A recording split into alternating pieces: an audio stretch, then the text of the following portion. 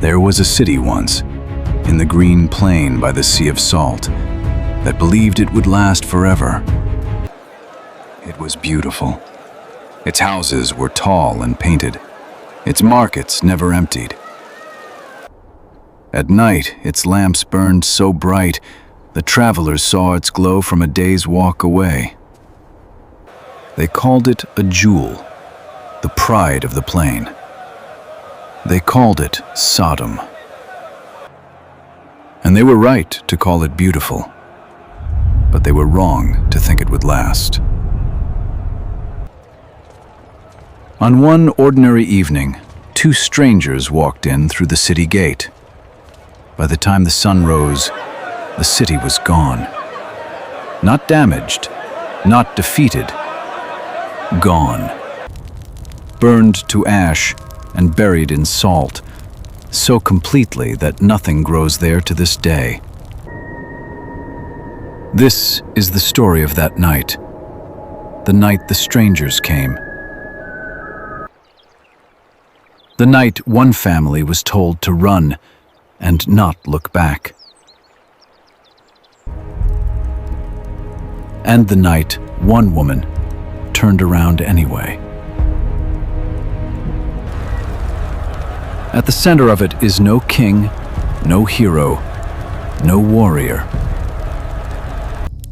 Just a quiet, decent, deeply compromised man named Lot. A man who built his life in a city he should have left years before. To understand how it ended, you have to go back to the beginning. The Lord has promised us this land, Lot. I know, Father, but the journey is long. We must trust in His word. Lot was the nephew of Abraham, the great patriarch who left his homeland at the call of God. God's guidance has brought us through many years, nephew. Indeed, uncle. And your wisdom has been our constant star. For years, the two of them traveled together, uncle and nephew, their flocks moving across Canaan. And God blessed them both. Their wealth grew until the land could not hold them. Keep your animals away from this water. It is ours. Your herds trespass and take our share. We will not allow this. We will have our water. Move us. There was not enough grazing for both, and their herdsmen began to quarrel. You are free to choose, and I will not contend with you. Look out upon this land, and choose what is best for you. So Abraham, the elder, did something remarkable. He gave the choice to Lot. Look, the whole land is before you, he said.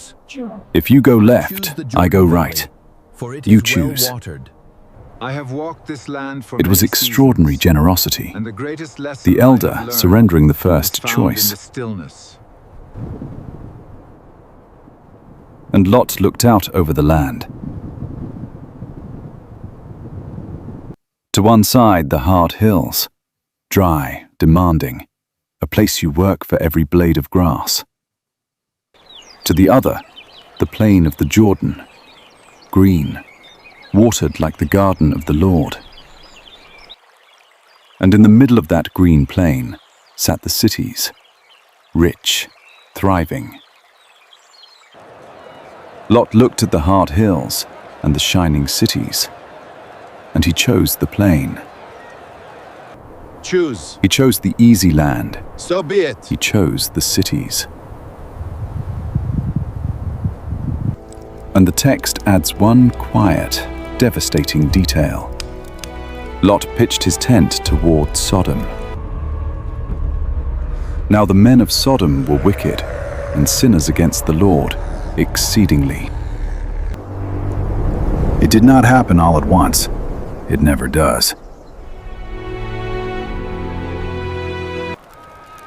At first, he kept his distance, a herdsman near the city, not yet in it. The city was simply convenient, a place to trade, to sell his wool. I offer this fine wool for your silver. It is good. This trade is acceptable. But the plain was rich, and Lot grew richer. And a rich man did not live in a tent by choice. The city offered walls and safety and comfort and status. A house of stone instead of a shelter of cloth. And so, slowly, Lot moved closer. From a tent near the city to a house within it. We seek your counsel on the northern pass, Chief Elder. The harvest is failing. The people are in need. We must strengthen the city's defenses. By the time our story begins, the man who pitched his tent toward Sodom sat in its gate. Keep moving, don't stop. Stay together now. Watch your step. We are here. He had not become wicked. That is the strange thing about Lot. The colors are so vibrant. Yes, they remind me of the market. Let's make something beautiful. The wickedness around him tormented his righteous soul day after day. The time is ripe. The people must be heard. You speak with wisdom, honored elder. We will heed your counsel, Lot. He hated it. It grieved him.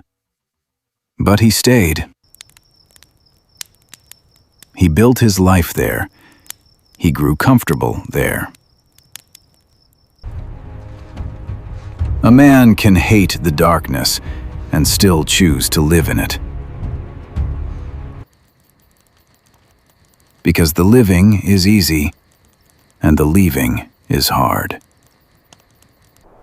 Far away, Abraham sat at his tent in the heat of the day and saw 3 men standing nearby.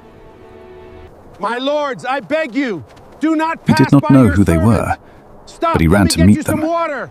An old man running. My lords, He bowed to the ground. I am your servant. "Let me bring water," Whatever you he said. command, I will do. "Rest. Let me bring you bread." He set before them a feast and stood beside them while they ate. And as they ate, Abraham began to understand. These were no ordinary travelers. One of them was the Lord himself, appearing in the form of a man. I heard what they said. It can't be true. They said, a son at my age. I can't believe it. They made a promise about a son, so impossible that Sarah, listening, laughed. Then the visitors rose and turned their faces toward the plain, toward Sodom. I have seen what is to come. "Shall I hide from Abraham?" the Lord Prepare said. yourselves. "The thing I am about to do. The outcry against Sodom is great," he said, "and their sin is very grievous." God, help us! Oh no! Hide! We can't! The outcry. A cry that rose from the earth itself, from the victims, the crushed. A cry that reached all the way to heaven. The city thought no one was watching. The city was wrong. No. The 2 messengers turned and began to walk down toward the plain. The horror. I have seen the darkness you And brought. Abraham realized I his will nephew not let Lot it was consume down my there people. in Sodom. You are the one who can guide us through this darkness, I know it.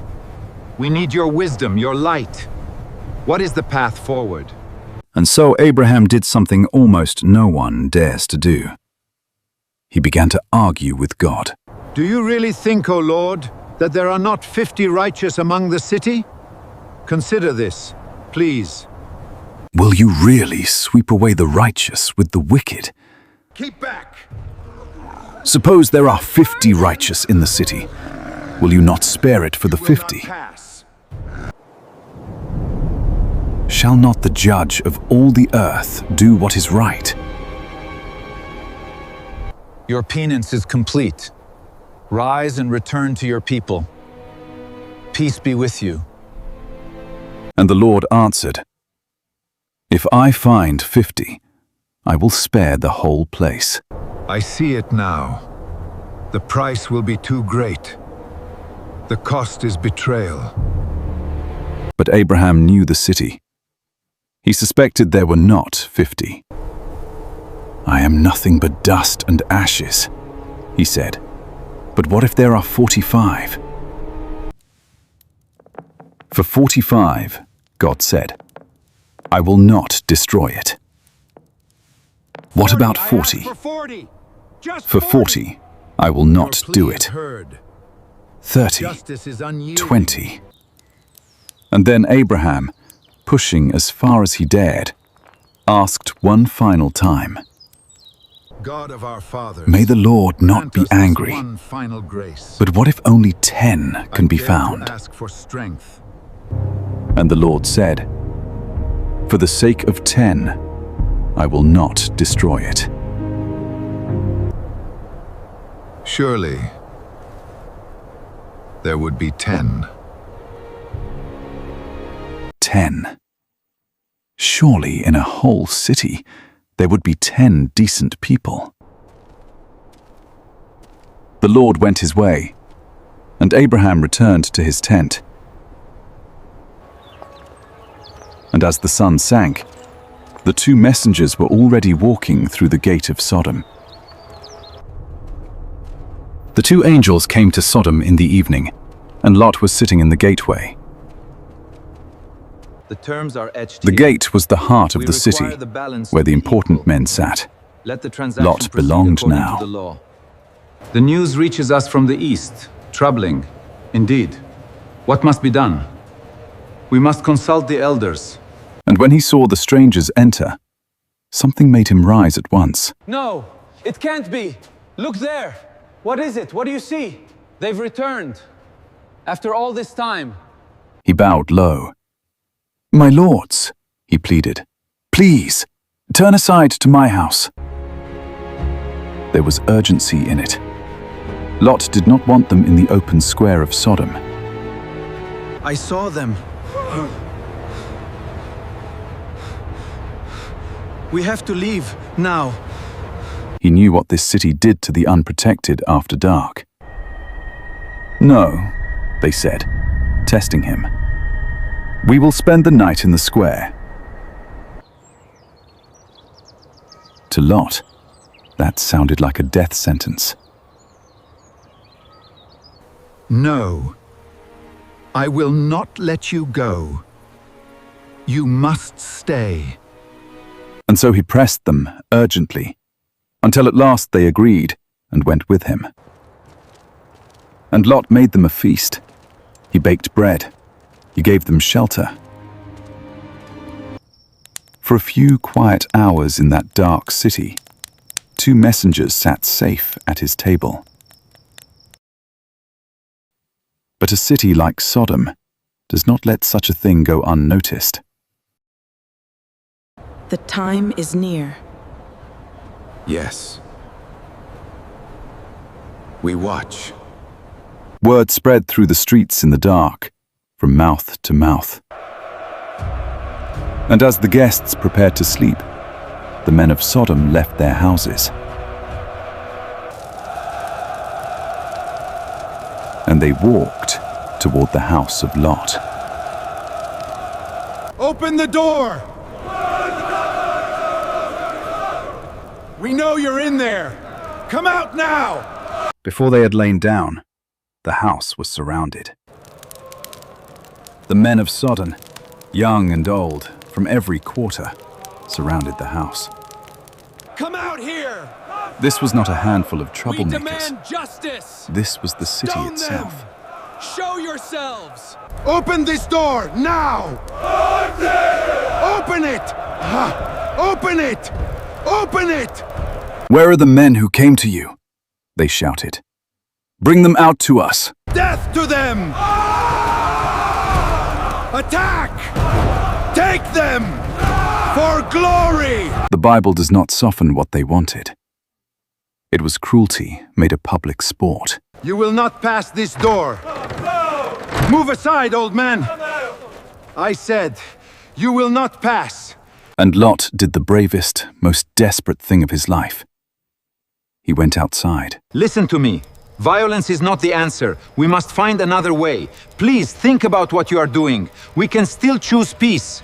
He shut the door behind him and stood between the whole city and his guests. I cannot escape it.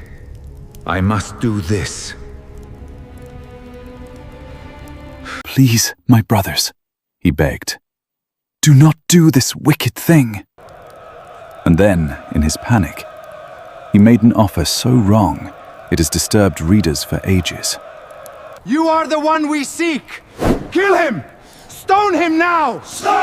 No! No, please, I didn't do it! No. The story does not praise him for it. It simply records it. A man twisted by a twisted place. Reject him! Away with him! Fire! To the fire! Burn him! But the mob did not want his daughters. They turned on Lot himself. Open this door! We know he's in there! Tear him down! Give us the man!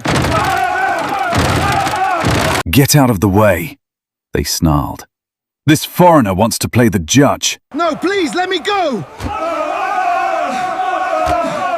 Seize him! Get him! Help! We will treat you worse than them. Help me! Come in! Come in! They're here! They're here! Close it! And they surged against him, pressing in to break down the door. Grab him! Grab him! Inside, quick! No, help! Hold fast! The door! Thank you! Breath now, safe here. The one decent man in Sodom was about to be torn apart by his own city. And then, the door opened behind him.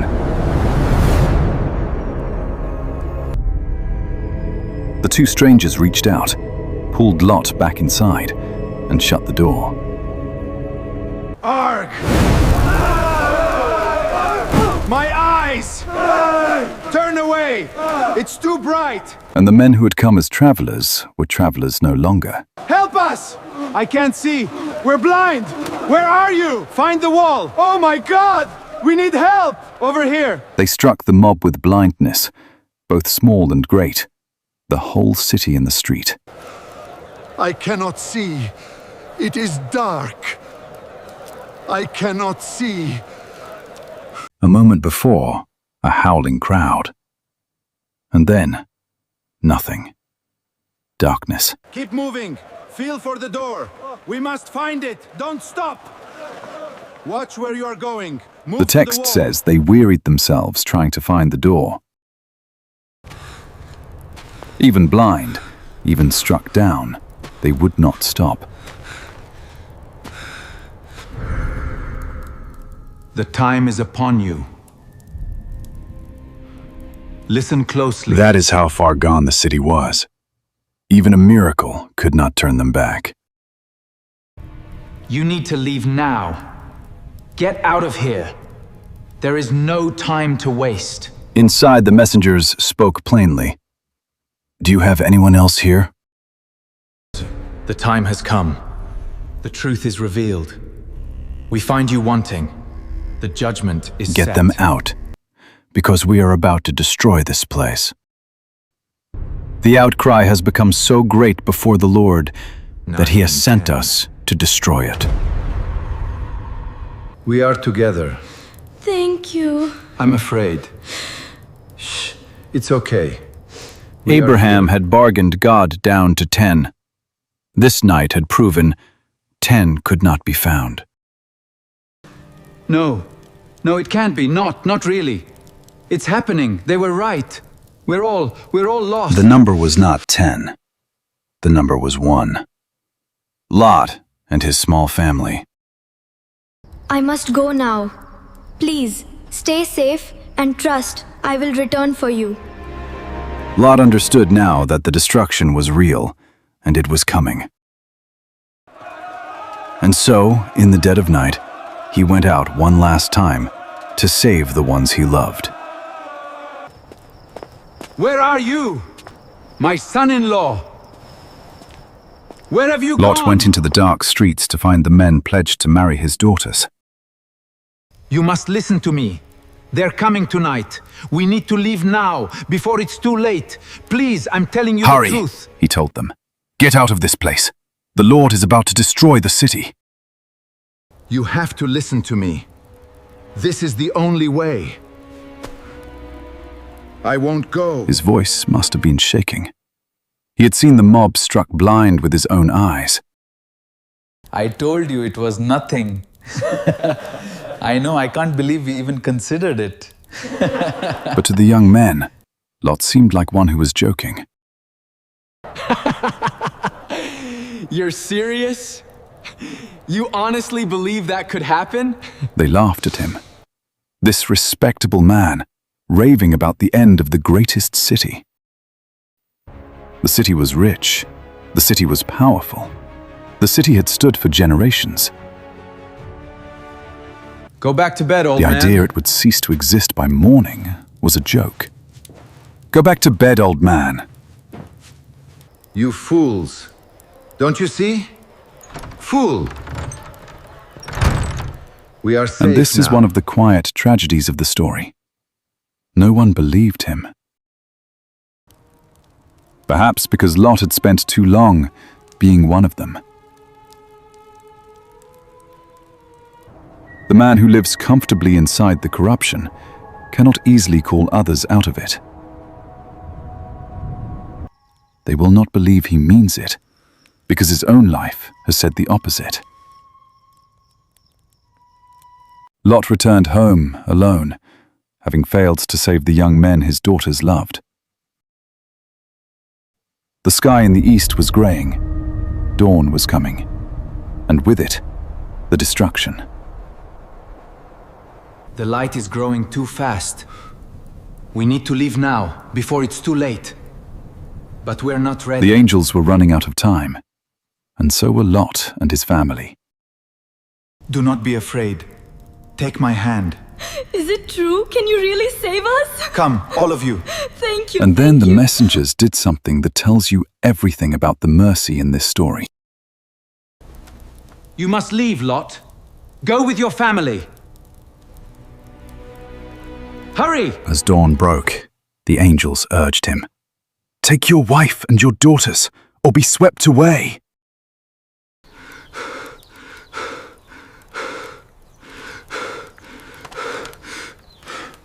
And here, the story records one of its most astonishing details. Lot hesitated. He hesitated. After the mob, after the blindness, after the plain warning. Everything he had was here. His house, his wealth, his whole life. To walk out that door was to lose all of it forever. It is the most relatable moment in the story. He stood on the threshold of salvation and froze. And so the angels did for Lot what he could not do for himself. They grasped his hand, and his wife's, and his daughters, for the Lord was merciful. Lot did not save himself. He was dragged to safety against his own hesitating heart. Do not look back. Flee to the mountains, lest you be swept away. And when they were outside the city, one of the angels gave the command, "Flee for your lives! Do not look back! Flee to the mountains or be swept away!" Do not look back. 4 words, a simple instruction. Run and keep your eyes forward, and do not turn to see the city behind you. For 3 of the 4 running out of Sodom, those 4 words would mean life. For the 4th, they would mean something else entirely. Arise! Flee to the mountains! Do not look back! Your salvation is there! Go! Now! Faster! Flee for your lives! Do not look back! Flee to the mountains! But Lot, even now, even being rescued, was afraid. The mountains were far. The disaster was close. What if he could not reach them in time? Help me. Please, there must be another way. A simpler way. No, my lords, please, he said. You have shown me great kindness, but I cannot reach the mountains.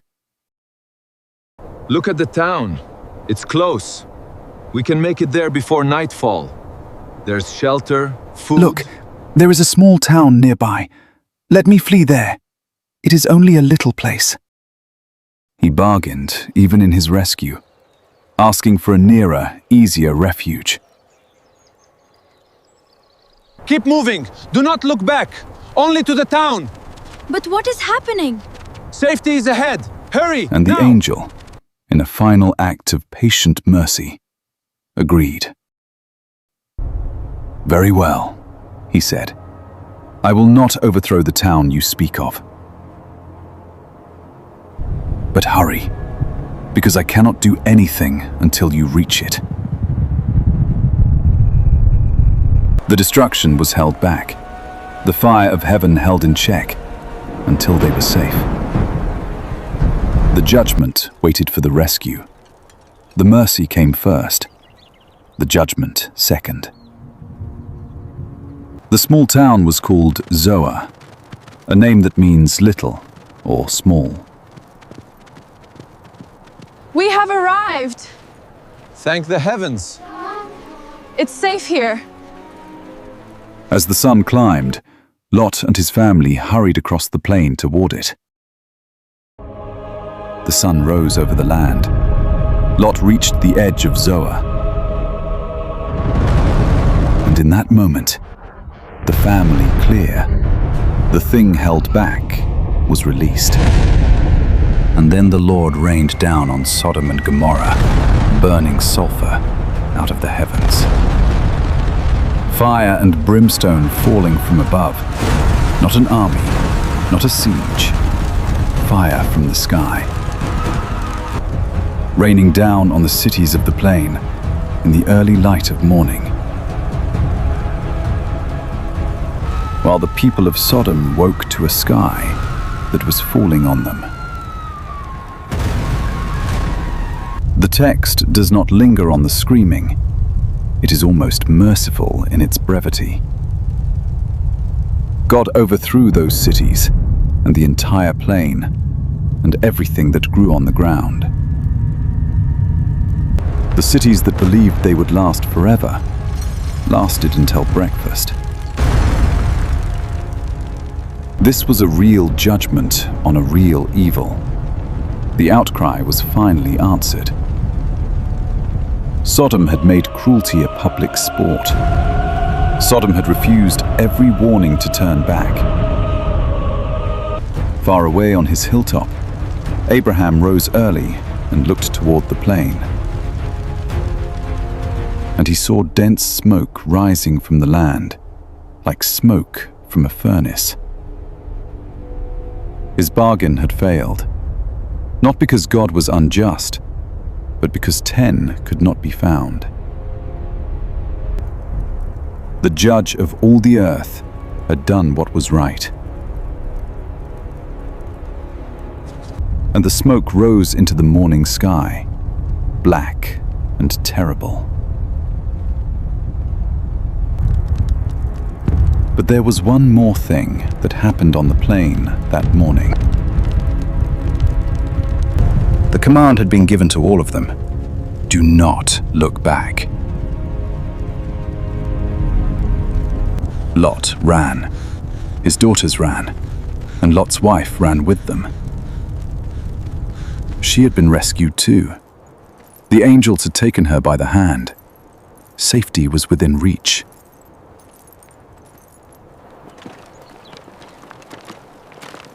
And then she looked back. The Bible tells it in a single quiet sentence. She looked back and became a pillar of salt. Fixed forever in the moment of turning, a white, lifeless monument on the plain.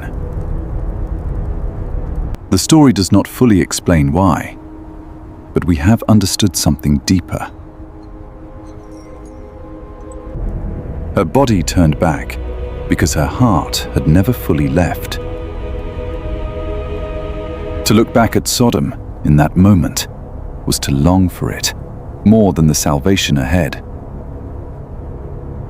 She had been pulled out of Sodom, but Sodom had never been pulled out of her. Her husband hesitated on the threshold. She ran, but with her heart still turned back. Centuries later, Jesus himself reduced the whole warning to 3 words. Remember Lot's wife. The woman who was almost saved, within sight of the refuge, pulled out by mercy itself. She remains the Bible's most haunting picture of a heart that would not let go. While the fire fell, Abraham stood on the high ground where he had bargained for the city. He had risen early and gone to the place where he had stood before the Lord. And he watched the smoke of the country rising like the smoke of a furnace. He had pleaded for the city. He had bargained down to 10, and now he watched it burn. And understood that even 10 could not be found. But the story adds a line here that is one of the most tender in all of Genesis. When God destroyed the cities of the plain, he remembered Abraham. And he brought Lot out of the catastrophe that overthrew the cities where Lot had lived. God of Abraham, look upon us, forgive and save. Look upon the righteous ones. Amen. Lot was saved, not simply because he was righteous, but because God remembered the man who pleaded. Abraham's intercession was not wasted. The bargain that seemed to fail did not fail. It saved the one family that could be saved. The prayers of the faithful for the people they love are never truly lost. 2 men stood in the aftermath, one on a high hill, watching the judgment fall, and one in a little town called Zoar, having lost his home, his wealth, his wife. Lot had survived, but survival for Lot would prove its own kind of grief. Lot did not stay in Zoar for long. Once he was there, the text says, Lot was afraid to stay. The man, too afraid to flee to the mountains, now fled to the mountains after all. He went up out of Zoar and settled in a cave, he and his 2 daughters. Consider how far Lot had fallen. He had been a man of wealth, a man of standing. Now he lived in a cave, having lost everything: his home, his wife, his world. All of it gone in a single morning. This is the sober end of the choice he made all those years before. The comfort he chose turned to ash. The security he built turned to salt. The man who tried to have both, God's blessing and Sodom's comforts, ended with neither. The Bible is honest about the wreckage. What happened next in that cave is a grim epilogue. It is bleak and painful, and the story does not pretend otherwise. It shows the long shadow that Sodom cast, how the corruption followed Lot even into the cave. That is the true cost of the choice of the plain. Not just the fire, the darkness left inside. And yet, this is the strange grace of the story. Lot was still called righteous. Lot is one of the most uncomfortable figures in the Bible because he does not fit our categories. He was a righteous man. The wickedness around him tormented his soul. He never joined the corruption. He hated it. He risked his life to protect his guests. And yet, he chose to live in Sodom. He grew comfortable. He stayed too long. He hesitated on the threshold. He had to be dragged out by the hand. Lot was righteous, and Lot was deeply, tragically compromised, both at once. And that is why his story has survived for 4,000 years. Because most of us are not heroes and not villains. Most of us are Lot. We know what is right. We hate what is wrong. And we build our houses next to it anyway. We compromise slowly, one comfortable choice at a time. Until we find ourselves in the gate of a city we should have fled years before. The story of Lot is not about a wicked city and one good man who escaped. It is a mirror. What city are you sitting in the gate of? What corruption have you grown so comfortable beside that you no longer notice it? And if the messengers came tonight and took your hand, would you go? Or hesitate? There is a place, at the lowest point on the face of the earth, where the story left a monument. The city stood near the Sea of Salt, the water we now call the Dead Sea. And it is dead, truly dead. Its waters are so bitter that no fish can live in them. No plant grows on its shores. Nothing swims in it. Nothing drinks from it. The bitterest, most desolate lake on earth. For thousands of years, those who knew the story looked at that Dead Sea and remembered. And at the strange salt formations along its shores, pillars and columns of white salt, sculpted by wind and time into shapes that can look, in the right light, like human figures. They remembered the fire that fell, the cities that lasted until breakfast, and the woman who looked back and became a pillar of salt. The plain Lot chose for its green and well-watered ease became the most lifeless place on earth. The garden became the grave. The place that gave itself over to appetite became a place where nothing can be nourished. The corruption consumed itself and left behind only salt. You only need to stand on that silent shore and remember why it is gone. The strange thing about the story of Sodom is how it refuses to stay in the past. It echoes forward through the whole Bible, invoked by prophet after prophet. When they wanted to describe a people beyond saving, they said, "You have become like Sodom."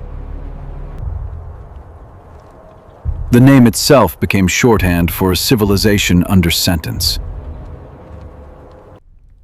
And when Ezekiel named the sin of Sodom, he said something that surprises many readers. Another helping, please. This is superb. to our fortunes, to our excess.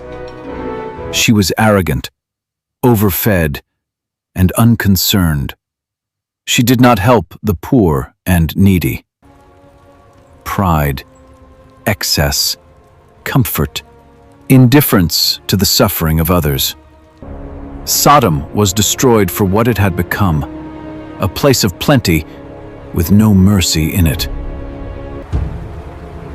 That should unsettle every comfortable society that has ever read this story. Because arrogance and excess and indifference are not ancient sins. They are perennial ones. And then there is Jesus, who reached for this story more than once. He warned whole towns it would be more bearable for Sodom on the day of judgment than for them. And in a single line, he distilled the whole warning into 3 words. Lot's wife. The danger is not the wicked city out there. It is in here, in the heart that will not let go.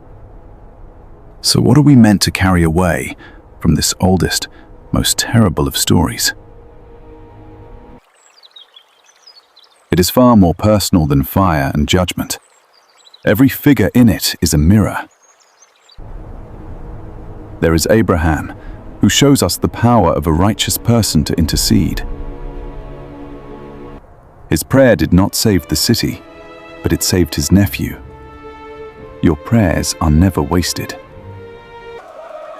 There are the men of Sodom, a warning of what a society becomes when cruelty becomes a way of life. And there is Lot, who shows us the slow, subtle danger of compromise. Most of us are not the mob. Most of us are Lot. What are we sitting comfortably beside that we should have fled long ago? And there is his wife, rescued, almost safe, who lost everything in the final moment. Remember Lot's wife. When mercy takes your hand, let your heart come with you. The cities are gone. The sea is bitter. The salt still stands, and the story remains. When the hand of mercy reaches for you, will you go? And will you keep your eyes forward? If this told the story of Sodom in a way you had never heard, hit like and subscribe. We bring the great stories of Scripture to life, one at a time, every single week. Share this with someone who needs it. And tell me, which figure did you see yourself in? I read every one.